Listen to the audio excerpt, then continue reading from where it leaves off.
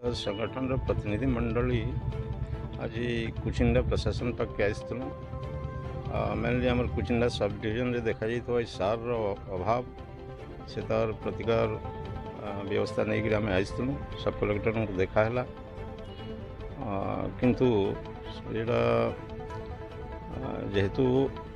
Mainly आम गुंडुचुआ area फासीमा lamps लगे कथा कहूँ तो आमर वार्षिक आमको रिक्वायरमेंट पड़सी 800 मेट्रिक टन यूरिया सार किंतु वर्तमान पर्यंत आमको केवल 211 मेट्रिक टन यूरिया सार सप्लाय होइछि। तो आमर जेन मेम्बर्स अच्छा सोसाइटी से माने भी तो सार नहीं पाई तार बाहर जेन चाषी माने छोट छोट चाषी माने 1 1.5 एकड़ 2 एकड़ चाष करूछन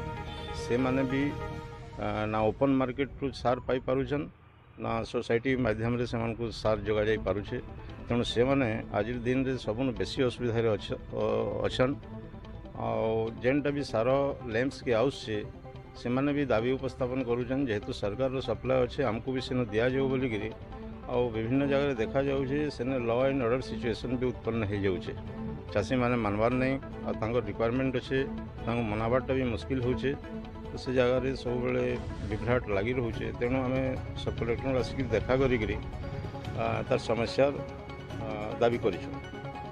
सब कलेक्टर भी कहून कि हाथ ये कथा नाइन से समाधान कर ना पारन।